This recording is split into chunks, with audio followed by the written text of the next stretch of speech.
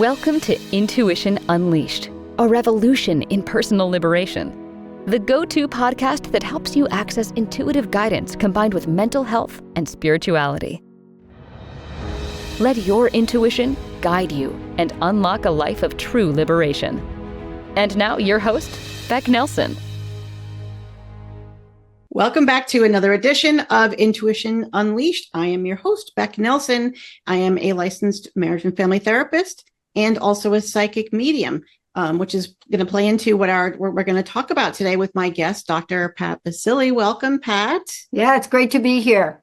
Pat is the host of her own show, The Dr. Pat Show, and she's also the owner of the Transformation Network, which the show is now housed with. I'm so excited to be a part of this network. And I'll tell you that even being a part of this network is something that I had to follow my intuition and guidance to become a part of. And that's what happens when you follow your intuition, is that you put things out into the universe. I need support. I want to be a part of something that's going to help me to grow. And poof, in pops Dr. Pat and the whole network. Thank you for joining me today. I wanted to tell you a little bit of a story about one of the things that got me into figuring out who I am and really stepping into that. A couple of years back, it was actually during COVID. And you think a lot of stories are starting like that now? During COVID, when COVID happened, I really had to start thinking about my business because I have a mental health practice and I had 9 therapists working underneath me. And once COVID happened, we really had to rethink how we were going to provide services for people. I remember for the first 3 weeks, we couldn't even open our doors. And I'm like, oh my God, how am I going to be able to provide services? And at the time, insurance companies were not allowing us to do telehealth as something that they would pay for. Now things have obviously, since COVID, that's really changed. The insurance industry has really changed. So at the time, I really was starting to explore my spirituality. And I met a woman who actually, Lindsay, who was a guest on my show a couple of weeks back, she did a hand analysis for me. This really changed things for me because in that process, she showed me that I had something called a gift marking. And the gift marking in my case was called a Persephone headline. Now, Lindsay had to educate me a little bit about this, but the Persephone headline, apparently the idea behind that is that Persephone was a Greek goddess, a figure in the Greek mythology, who was pulled down into the underworld by Hades, and her father Ulysses could not rescue her. So apparently, over time, she either had to sink or swim to improve or change the quality of her life. So what happened was she decided to make the best of her situation, and eventually, over time, the gift of this marking is that you are, as a healer, go through difficult times and find a way to be optimistic about that or turn that around, and then also be able to show other people how to do the same. So what I learned from that is that I want to really ask other people, because this is what I figured out about myself, instead of saying, what happened to you to get you where you are today? And now I ask, what has happened for you to be able for you to be where you are today? Because that's the way I need to view it. What was the opportunity there? And that's what I'd like to ask you, Dr. Pax. I know a little bit about your story, but can you tell our audience what happened for you to be able to bring you where you are today? I thank you for that question, because I love to really go back and connect the dots. And it depends on how far back you want to go.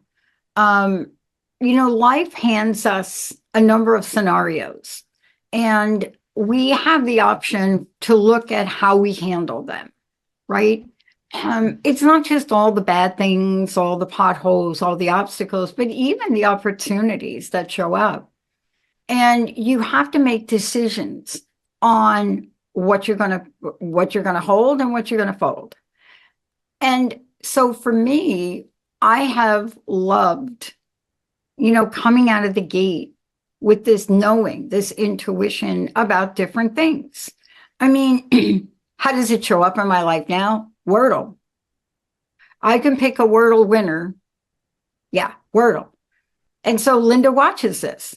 So we sit there, we have a little ritual with the coffee and Wordle. So how does intuition show up? Well, do you know anybody that picks the Wordle word in the first shot? Then there's the second shot. So how do you know that you are intuitive, and how do you know to follow the breadcrumbs? So here's the thing for me. I've had more ups and downs on the roller coaster ride to be here. But remember, this particular place in my life in the network, that's just one story. That was a dialed wrong phone number that I never hung up on. Why is that? I mean, I'm a woman from New York. I don't know what the other people in the world do, but if you dial a wrong phone number, you're off of that call in a nanosecond, right? You don't stay on wrong phone number calls, right? Mm-hmm. But I stayed on. And I found a person. I didn't find the person that I looked for. I obviously transposed a number, but maybe I didn't. And I was at one of the lowest and most depressed places in my life at the time. And this was 2003. I had just graduated school. Everything about me should have been your ideal career success person. But it wasn't, because what I studied in school was depressing, and I could not go back to be a consultant for corporations. So yeah, I looked for a man named Tracy. I got a woman named Tacey Trump. And within 10 minutes, I pull out a credit card and I bought my first hour of air in 2003. Just put it in perspective, 2003 on the internet. Now, can you fathom that? No. Yeah. 2003, the internet, people were saying it wouldn't last. That's where we were. But that's how it started. And my life has been a series of those kinds of things. See, I think the key for me is I enter anything like that with a yes. It's always a yes. Until something shows up to give me that feeling in my stomach that says, it's kind of maybe a maybe, right? That's how I got to this part of my life. It sounds like you have a number of those stories, and this is just one of them. Yeah, it is. It is. I got a ton. You were looking for someone named Tracy, and you got a Tracy. Yes, I was looking for a man named Tracy, like Tracy, a man. And the desk said to me, we don't have any Tracy here, but you must be thinking of Tacey. She's got a very deep voice. And I said, okay, I don't know who it was, but I obviously wrote down an 800 number. I ended up here. And I said, well, let me just talk to whoever it is. Let me find out if they did call me.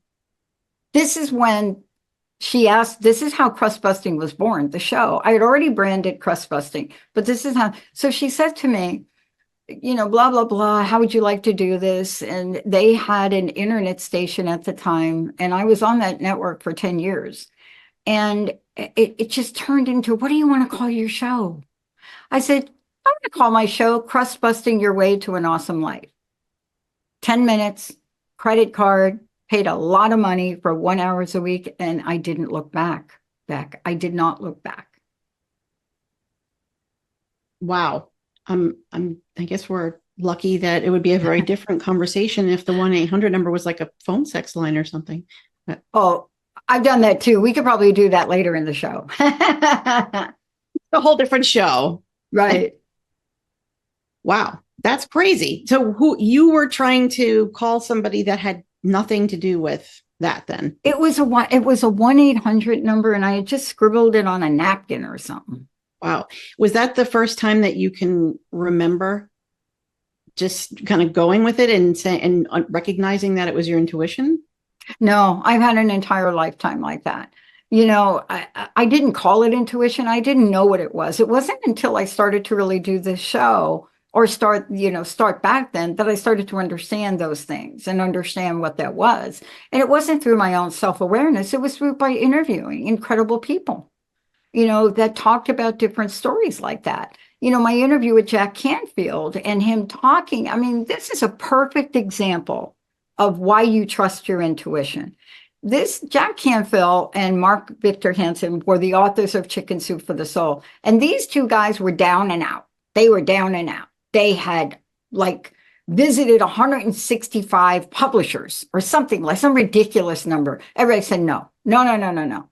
And so when he told the story to me, and he actually came to the studio I was at, you should hear these people like him and Deepak and Wayne Dyer talk about crust busting. It's so fun. But he came to the studio and we're talking about this. And he said, yeah, we were down our last straw. My company was getting ready to be bankrupt. And we just thought, why don't we go to that book deal in Florida? I think it was, right? So they go to the book deal and they're just rummaging all around like they always do. They go booth to booth to booth to booth. No, no, no, no, no. On their way out, one of them happens to look off to the side because there is this straggler booth. I'm not kidding. It's not the kind of thing in a publishing event. It was a straggler group over there, like a booth. And one of them said to the other, what do we got to lose? We're on our way out. Go over to the booth, start to talk to the gentleman at the booth. That moment, that gut feeling. I mean, think about this for a moment. Everybody, I want you all to hold your breath right now. Think about this moment. All of you have been there. I've been there. Becc has been there. The publishing company said yes. The rest is history. All the other publishers that said no couldn't believe what they did. Book came out of the gate, the first Chicken Soup for the Soul. And who do you think my first interview was with? This is the punchline to this story with you. Who do you think my first interview was with on this digital audio only network? No. The first person in Jack's book, John Stoddard. That first Chicken of the Soup Soul, Chicken Soup for the Soul book, the first book out of a gazillion books, because now he sold the company. The company has been sold years ago. But it's chicken soup for your liver, chicken soup. I mean, my God. And Jack said, we never saw it as a book. We saw it as a series. And so my first interview, and I never questioned whether or not people would be on my show. I didn't even have a notion that they wouldn't be on my show. Was John Stoddard. And I have that interview today. And back in the day, we could play pop music. The opener for my show was Clocks by Coldplay. It became so popular, the show and that scene, that the list, and this was on AM/FM radio. So 6 months after this, AM/FM radio in Seattle calls me and said, hey, we heard about your show, this crust busting thing. Do you want to do a show 5 days a week? Pulled out a credit card, did a show 5 days a week. See, if you're going to say yes to a dream, and my dream wasn't this, it was on the back of the card. And I showed it to Jack. It said I wanted to reach 1 million people this year to live life full out. We exceeded that in 2003. 6 months, 3 months later, KKNW picks up the show, pull out a credit card. How do you know you're supposed to do something, Becc? How do you know it? How do you know? And then how do you know what happens when you question it? So about 6 months into this, my partner at the time was like, I did not sign up for this. I thought you were going to be a doctor. I said, I am a doctor. Well, I thought you were going to be like a big consultant. I said, okay, well, I'm doing this now. Well, I didn't sign up for this. So I started to doubt myself. Do you know what happened? This is what I love about the universe. If you're doing something you love and you decide to give it up, you will be course corrected. I came down with a mystery disease. I got so sick that the only thing I could do was get to the studio, and it was 6 days a week. It was 5 days a week. Then it was 10. Then I was doing 14 hours a week. It was the only thing I could do by airtime. I knew nothing about this industry. Everything I did was based on intuition. That's how I'm here. And the fact that I've been surrounded by incredible people. Nat's running this show. Jessica, genius. We're getting ready to launch and expand in a venue that nobody else does like us. I'm not the sharpest knife in the drawer, Becc. But when you have intuition, you don't have to be. You just have to be able to cut the meat.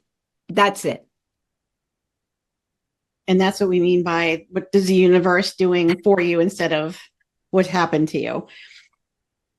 Why do you, so when I hear that story, my favorite story is to talk about the story of Walt Disney. And when you go down to a Walt Disney World and you're, hearing the history of Walt Disney, it's that very similar theme of they spent their last dime and they were about to go out of business. And so many people told them no and that they were stupid and they're, following this duck and what's wrong with them. And then they start buying up all this swampland in the middle of Florida, right? So why is that the theme? Why is it that this happens when people are about ready to give up? I can tell you why.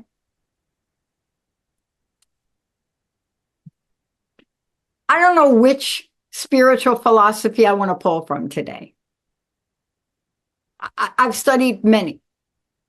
I've studied the Hindu traditions.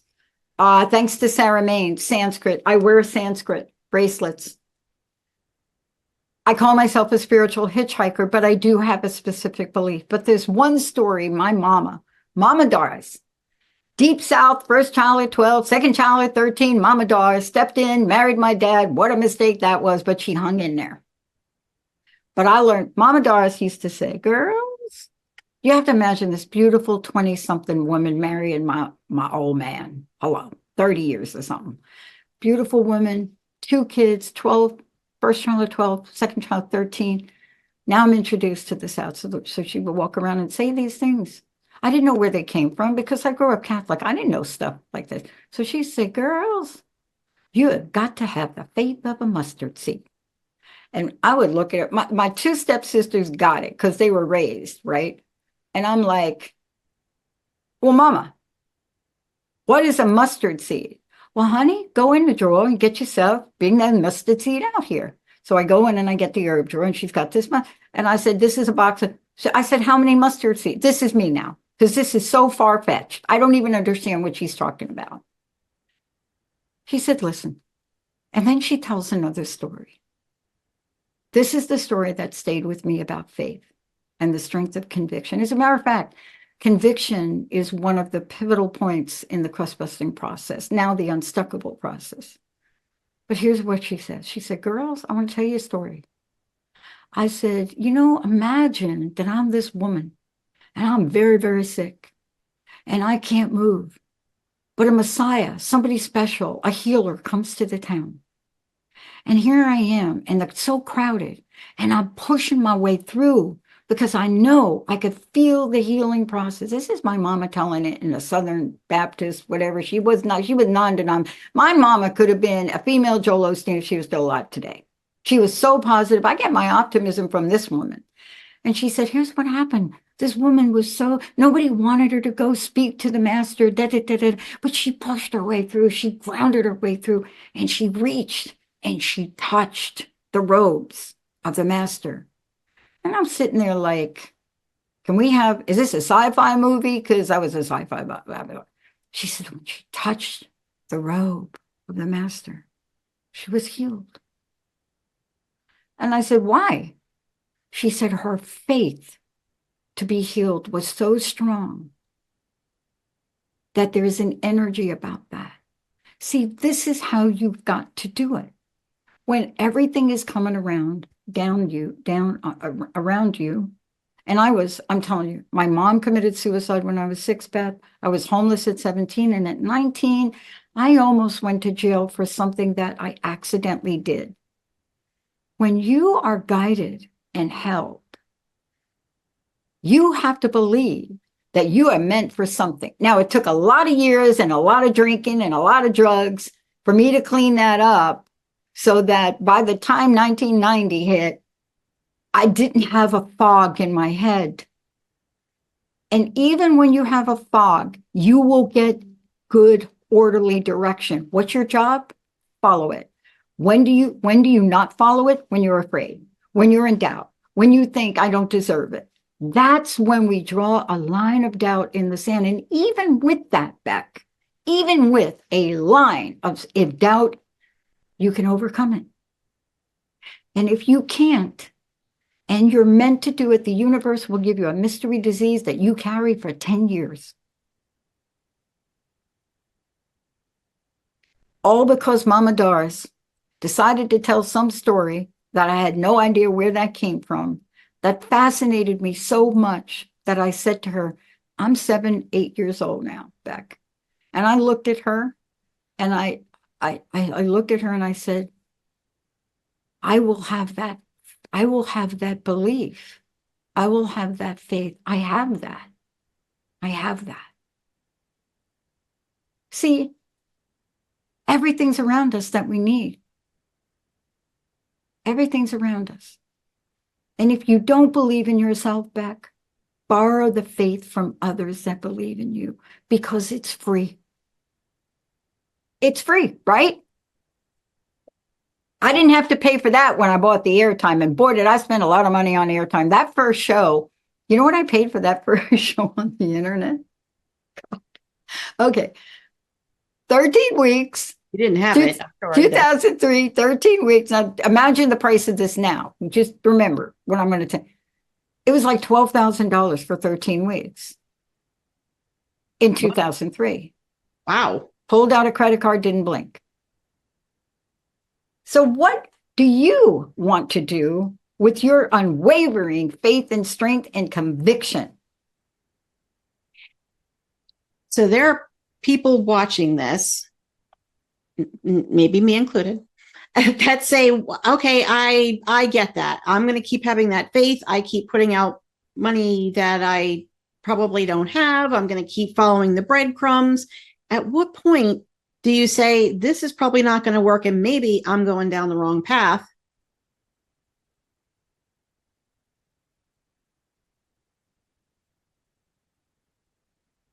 Do you say that? Me personally? No, people. Do people? Do people?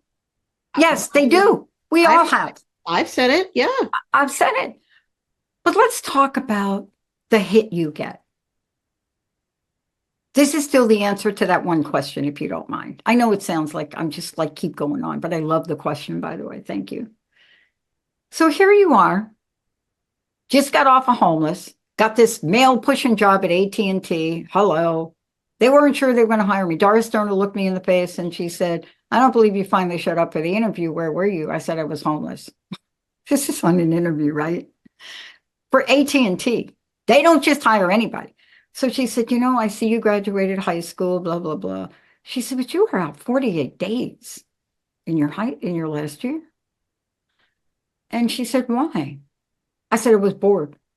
I had moved from New York. I was this is my interview. I moved from a music and art school in New York. I played first viola, and then my family just uprooted me, sent me to Plainfield High School, and the best I could do was basketball. And every semester I had like 3 or 4 hours of nothing. So why would I stay in school? So she said, what did you do? Now, this is what got me the job. I said, I got a part-time job to make money to help my mom. And because I'm homeless and now me, I got a part-time job. And now I'm interviewing with you.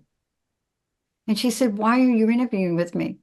Now, everything I'm saying to y'all, please do not do this on an interview. Please, you just don't do this on an interview. I said, my mom, before she threw me out, told me that I should come work here because you people don't fire people.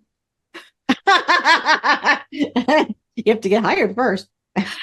Doris Stoner looked at me and said, I don't know what it is about you, but you've got the job. That's a moment miracle maker. And I almost got fired from that job as a mail person. Why? Because I handled that first job the same way I handled high school. I'm bored. I've got the coolest mail trip, Building 15. Can you believe they gave me top secret clearance? Hello. And Building 15, all the scientists delivered mail to Arno Penzias, had bagels with them on Friday. The guy that discovered Big Bang, I used to call him Mr. Bagel. And I was so fascinated that I would skip most of my mail trips and I would hang out in Building 15, learning about sound. I stayed there 24 and a half years. I worked my way up from the mailroom to an executive. I'm not saying it was easy. It took me 13 years to get an undergraduate degree. And the only reason I really finished it is they threatened me that I would never get a promotion to director without it. See, all you got to do is tell somebody like me that you can't get something or can't do something. But that vision to get and go back to school, I couldn't read or write back. I'm learning different. I couldn't read or write. But I had a vision, and I turned to Linda, who also worked there one day, and I said, you know, Linda, I'm going to get a PhD. Linda looked at me and said, absolutely, you will. And then I said, what exactly is a PhD? I said, all these people that I deliver mail to, they got the PhD in the end, and they're happy. They're teaching me how to juggle. They teach me how to play ping pong. I love these people. She says, don't worry about it. You'll figure it out when the time comes. But I never let go of that vision, and I never understood why. You know why? You know what the answer is to why? See, the universe was directing me, even at a very young age, to set me up for this.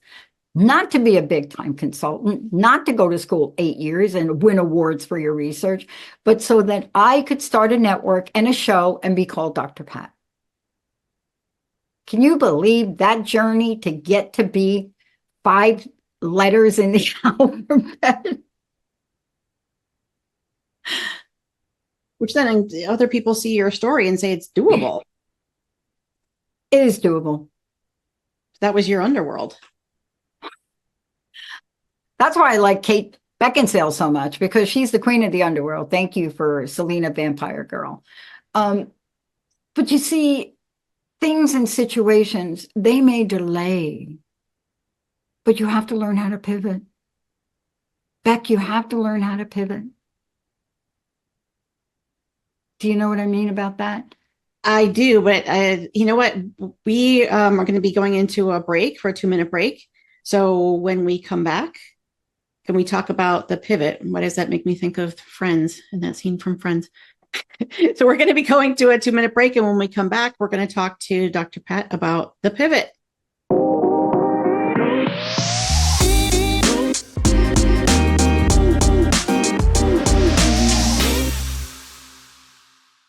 Welcome back. I am talking to my guest, Dr. Pat from the Transformation Network, which I am proudly a part of now. Thank you, following my own intuition. And we ended off at the pivot, which I don't, can we go back to the mustard seed? Because I'm not sure if we, expand on I'm not sure we got to that part of the story from your mother.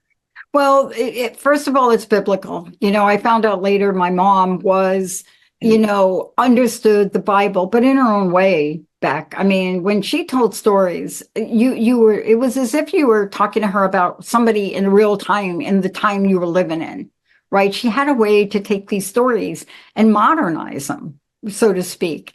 And there is a story about the faith of a mustard seed, and that's what she was quoting. And from, don't ask me to quote where it came from in the Bible, but the bottom line is she was quoting that. She was talking about that. But that's not the only thing she did. She was continuously demonstrating to us she believed in us. You know what my stepmom did? I call her Mama Doris. Do you know what she did? My family was a family that determined what every child would become when they grew up. They picked for you. And they all came to the house, plenty of cigars, plenty of booze, and they went through all of the cousins, including my 2 sisters, stepsisters, but they went round the table. And so here they are. Billy's going to be the accountant, right? So Billy was the accountant. Then Albert's going to yeah, right. Rita, you're going to do the whole thing. They went through the family. And then they said, Doris's kids, what can we do? Well, we're going to send them to secretarial school, because that's what it was called, by the way. And then they said, Patricia, well, she could go to secretarial school. My stepmom jumped in there and said, she is not. I told you once before, Tony, the girl plays first viola in a junior high school orchestra. She was accepted into Christopher Columbus School, first string orchestra. She's going to Christopher Columbus. And you could hear the mumblings at the table, and just, Italian that they think you don't understand. And my mother said, this conversation is over. I've enrolled her. She's going to Christopher Columbus High School. And if she wants to go on to college, she will. So the end of this discussion, no more discussions around Pat.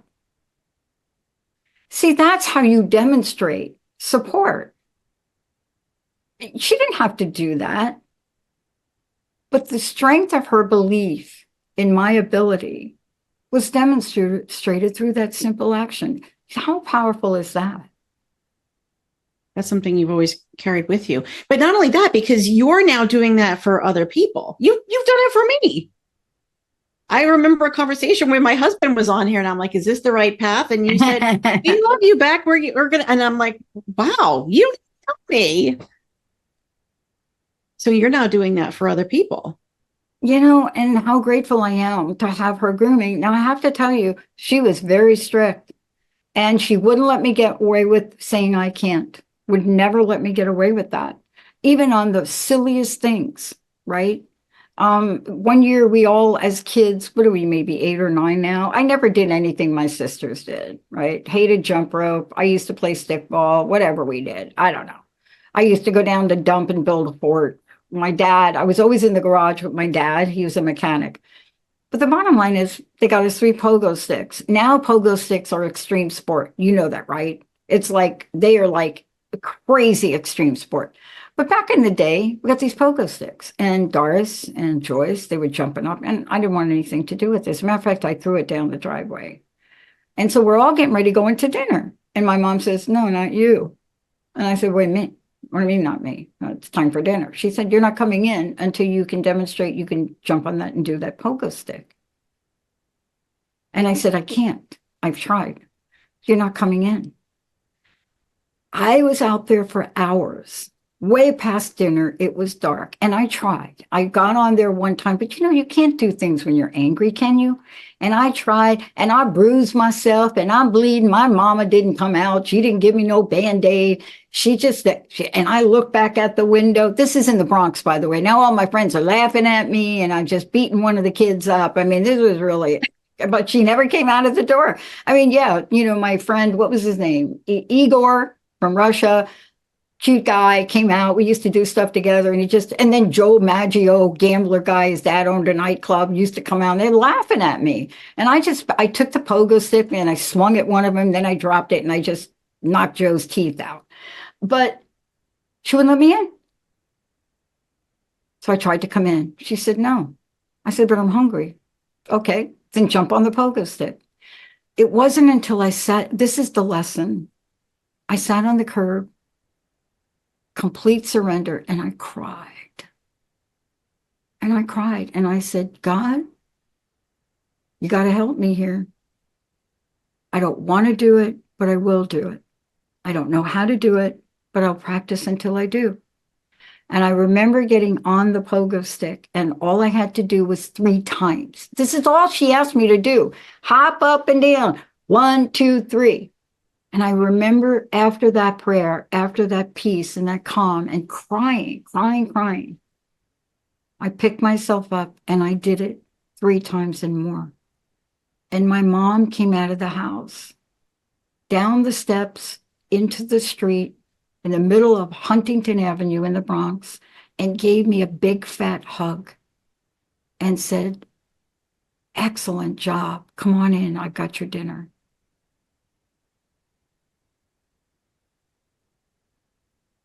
And I'm sure you didn't appreciate what that lesson was at the time. I did, because it was the first time I learned about surrender, about the balance, the idea of resistance and surrender. And I'm telling you, the lesson, I said this to you before. Mama used to say to me, you know, girls, you got to know when to hold them and know when to fold them. And there's much more to this. But I'm sharing that part of my life because of the question you asked. I've stepped in so many potholes. I've made so many mistakes on the way. You know, I've tried the best I knew how, but I learned how to do better. That's what this network is built upon. You know, we just don't slap a show up. We help people. We give them as much information and knowledge. We coach them when they want to be coached. You know, there are things that we can do to help people.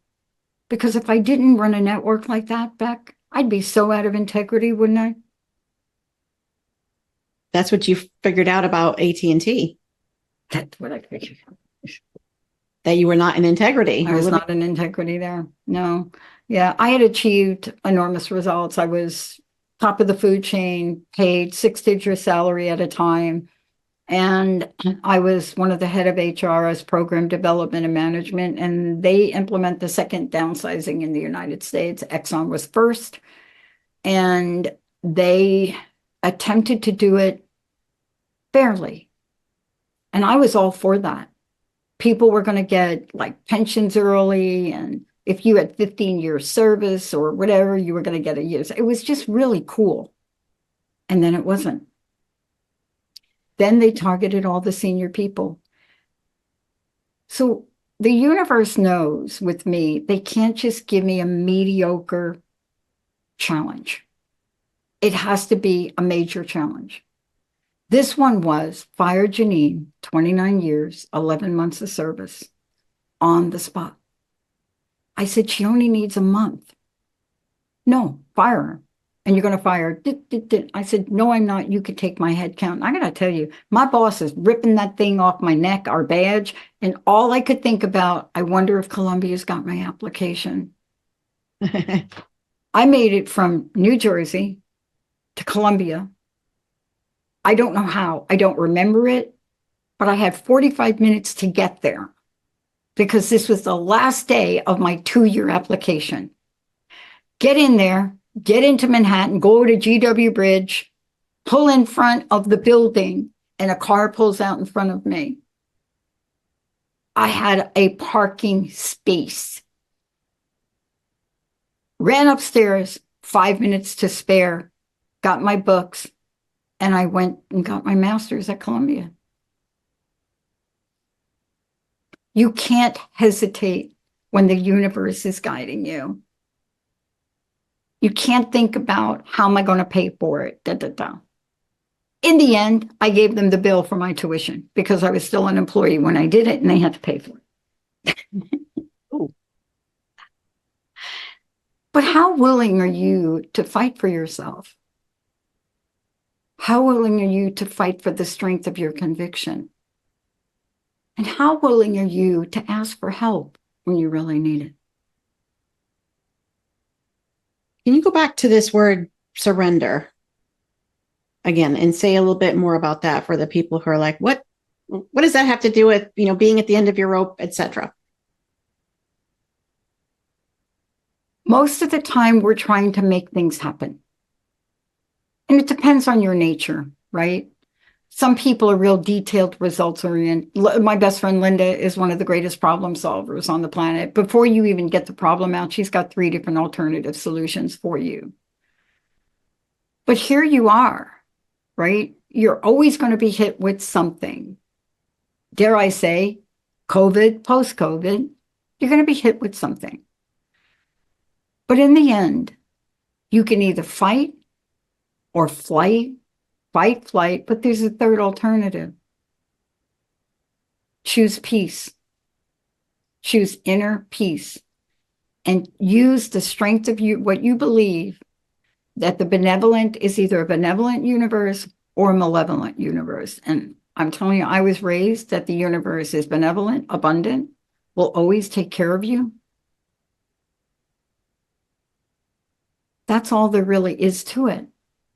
But it doesn't happen easily. You get tasks, you get tests all the time.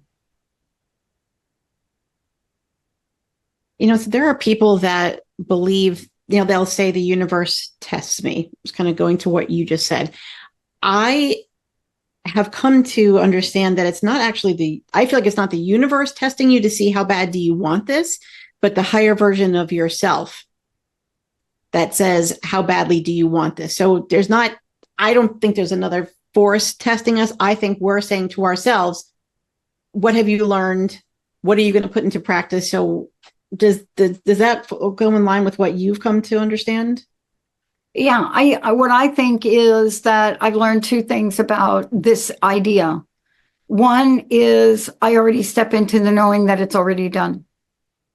Once I get an idea, I have the idea, it's already done. The idea to build this network the way it was built, live streaming video back in 2009, in the middle of the worst economic downturn. And the way that happened was the same way my first show started back. I was helping my friend Greg launch a show with Chris at WBLQ because back then the technology was not what it is. No way. No way could you do this. But I found this guy at WBLQ, Chris DiPaolo, who just bought on licensing for a radio station, and he was looking for content. So I said, Greg, work with him. He'll give you 20 hours. You can build a network. So what do you think the universe does? See, that was never meant to be for Greg. Greg writes a bad check. Chris calls me and says, Baccili, you need to write me a check for $2,200 or I'm going to hunt you down. Now, when a guy that's called DiPaolo says that to you, you just like, Chris, don't worry. Wrote a check for $2,200, mailed it to him, wrote a job post simultaneously, the most ridiculous job post. And in 10 minutes, Oliver from Germany showed up and says, I can do it all. And he did it all. We built a system, a database-driven system back in 2009, albeit the software was crazy. And it's the foundation for where we are today and our next level. That foundational infrastructure hasn't changed because we were all aligned. We were given the idea. The universe made an adjustment. We made a cost correction. Oliver shows up. Jessica shows up as an intern in my basement. We're building this in my basement, no windows. Here we are. That's what we're doing. That's what happens. So your biggest advice is with the surrender is go with it. You have to surrender to get clarity in what your next move is. The universe, the soul is always whispering to us. It's always talking to us all the time, but you can't hear it. It can't break through the chatter of fear, the chatter of doubt, the chatter of anxiety. It can't get there. But when you can come for even a nanosecond back, a nanosecond of peace, where you've surrendered all of that crazy stuff and said, I'm going to trust the universe. I'm in a situation right now. I have to do that big time. And it's a situation I didn't know was going to happen. It has nothing to do with the company, but it's a separate situation that's very challenging for me. Now I'm going to get the lawyer. I'm going to line things up. But the bottom line is I am already surrendered because I know that I'm on the right path and it will be taken care of. Now, my mama would quote some more stuff on that one. She sounds like a wise lady. Oh my God, she would do the whole Job thing. She would go into, she'd love Job. She would go into Job. Everybody knows the story of Job. If you know anything about scripture, you know the story. You know what people don't know about Job? What? When you read about Job, you think, oh my God, this poor man, he must have gone on with this for 10, 20, 30, 50 years. 9 months is all. 9 months. And the way that turned out for him, doubled everything. So what is the alternative? If you don't choose surrender and peace, what's the alternative, Becc? What's the alternative? Failure. Chaos. Okay, so this aligns with something that I've been discussing with my clients, which is put out the nature of what you're looking for, right? So if you want a job, instead of saying, I want a job doing this, I want a job running a network, instead say, what are the factors of your ideal life? I want a job where I can work from home. I want to work for a job where sometimes I'm doing things, one day I'm on the computer, or one day I'm out meeting people. Instead of saying, I want this particular job, say what the factors are that you're looking for, and then surrender and allow the universe to figure out what that is for you, and that will show up for you. You have to start from a place of, it's already done. It's done. Wayne Dyer used to be great to talk to about this. He used to be fantastic. I used to love interviewing him. It's already done. You've set the intention. Here I am, mail cart. I'm going to get a PhD. I didn't get it overnight. I didn't get it. You know, I after I left that company, because Crazy Roz left that company, went back to school, the same things happened to get into a doctoral program. I couldn't have planned that. I was rejected by something like 37 schools. And the school, Columbia, that I was supposed to go to, Becc, I sent to the wrong department. Just like you call the wrong number. But I didn't get accepted to Columbia. I got accepted to Claremont in the same fluky way. I moved to Seattle. I didn't look back. Claremont put me on a wait list. Linda got the notice. I didn't even look at it. I was so depressed. And a year later, do you know why people like me were accepted into Claremont for only 2 years and never after that? Because Dr. Cherilyn Gramrose was like us, working mom, single mom. And she decided, I'm going to bring in working people. If I have this short gig for a couple of years to bring in people, like 10 people in the program, I'm going to bring in these working people. Never been done in the history of Claremont quite to that extent. And that's how I got to Claremont, which, by the way, was my #1 pick. Took me a year to wait. Had fun over here in Seattle on my Harley and Capitol Hill and learning how to two-step and all that. Had a blast. But I surrendered and I gave it back to the universe. And I said, you're going to guide this for me. And what you decide, you're going to point me in the direction. I find I'm accepted. I have no money to go to Claremont. I have no place to stay. I get this crazy letter. I put my tuition on my credit card again. You see, you just can't have an intention. You got to be willing to put the meat up. You've got to have the rubber meet in the road. You can't sit on your couch with an intention. And we don't talk about action enough. So there's a very 4 or 5 stories to answer that one question. But don't forget, all roads lead to home. I don't even know what that means. My mama used to say that too. We won't question mama. Okay, so this kind of speaks to something else that has been coming up a lot with some of my clients and me sometimes. If your purpose on this earth is to do X, Y, and Z, right? So I have a client who wants to build a Reiki practice. She loves it. This is what she feels like she's supposed to be doing on this earth. And for 2 years, she's putting herself out there, you know, and we're told if this is what you're supposed to do, then your ideal clients will come to you. They'll naturally be drawn to you. So after 2 years, she's saying, I feel like I've done all this stuff and these clients are not coming to me. So what am I doing wrong? And does that mean that I've got it all wrong and that's not really what I'm supposed to be doing and I've wasted the past 2 years? What do you make of that?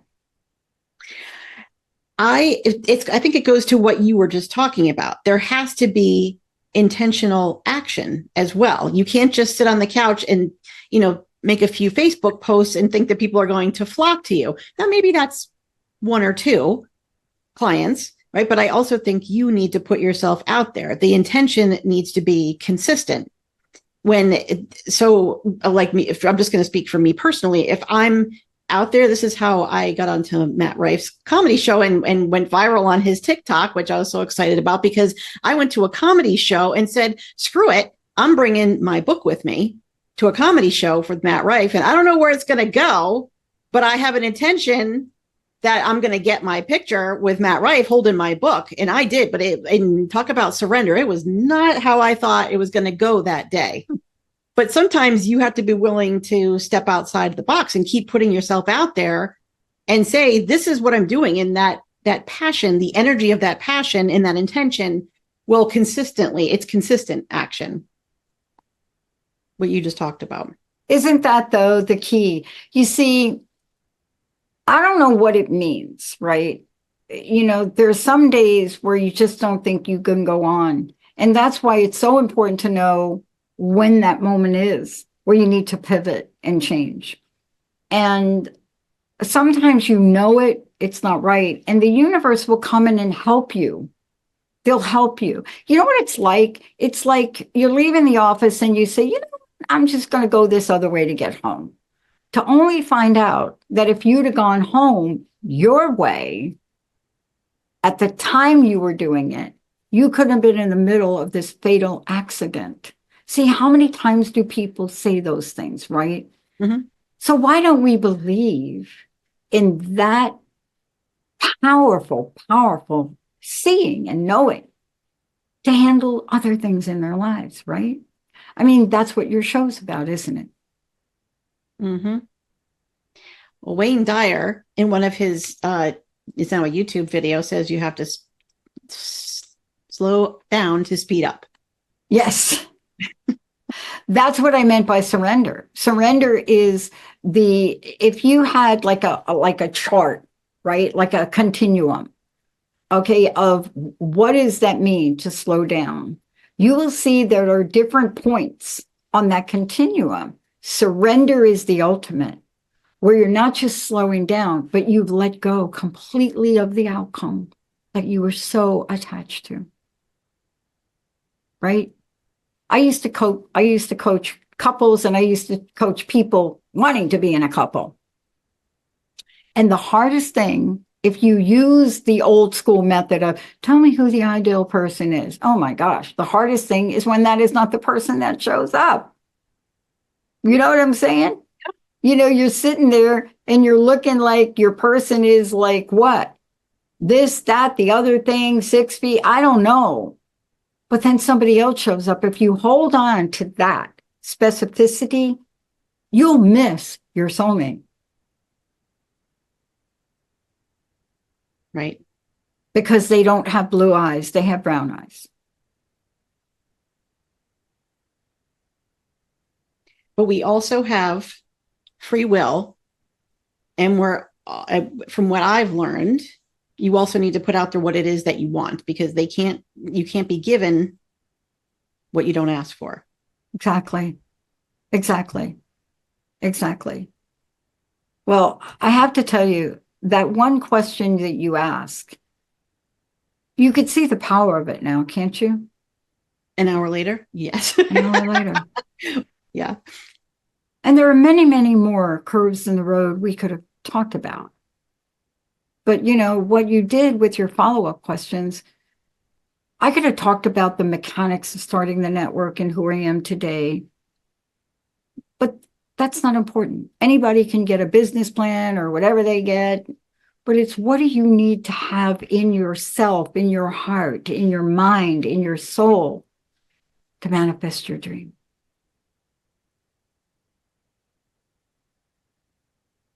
And the answer to that is a dream, an intention, unwavering conviction, and action. Yep. You can't sit on the couch and expect the universe is just going to bring it to you, because and sometimes action, you hear people saying, I hate this crummy job. What I really want is this other job, but they continue to stay in the crummy job. And then the next day they get fired from the crummy job and they say, why did I lose my job? This is awful. Well, you told the universe that you hated this job and you wanted out. So they just sped it up for you. That's it exactly. So in the end, what is the main cause of anxiety, frustration, disappointment, anger, healing, not healing, pain, suffering? What is this all related to? You wanted that chocolate cake, but they only had white cake at the wedding. So what do? Do you get mad at the groom and the bride, and then you go beat on the chef, or demand your do you do that? See, 9 times out of 10, we won't. See, it's easy to surrender that, right? What we really have to learn is how to surrender those things that are so deeply important. That's the key. You're not going to get what you want without being and protecting your peace. You must. But it's not perfect science. Oof, we could talk about this forever. And a conversation with you always goes by way too fast. So thank you for your time today, Dr. Pat. Thank you for having me be a part of the network. I'm so happy to be here. And our next episode is going to be with Sunny Dawn Johnston, our second episode of July. So I'm so excited about it. Thank you so much for joining us, Dr. Pat. Appreciate your time. Yeah. And I want to say something. I want to just make sure people understand what it takes to be Becc. You see, this is what I want to leave everybody with. You are the perfect example. Your journey, where you are today, what you're doing, how you're morphing, how you're developing your business, and saying yes to this. It's not just a bold act of courage. It's your infinite ability to want to pay it forward and help others. That's what's so important about part of your story. I hope you'll share some more of it, because you are the poster child for so many people to understand what's possible. So keep doing a fantastic show like you're doing now. Persephone headline. Yes. Thank you. Appreciate it. Thank you. Thanks for tuning into this episode of Intuition Unleashed. We hope you found it informative and thought-provoking. But before you go, we have one little challenge for you. Most of us have sneaky little habits that hold us back and trip us up, so why not take this not at all uncomfortable quiz to find out what you do to derail yourself from achieving your goals and how you can call yourself out on your own BS. So get to know your self-sabotage specialty and take the first step towards getting out of the way of your own success. Just visit https://becknelson.com/quiz and take the quiz now. That's becknelson.com/quiz, and we can't wait to see your results. As always, we'll be back next week with more Intuition Unleashed. We appreciate you. Thanks for listening.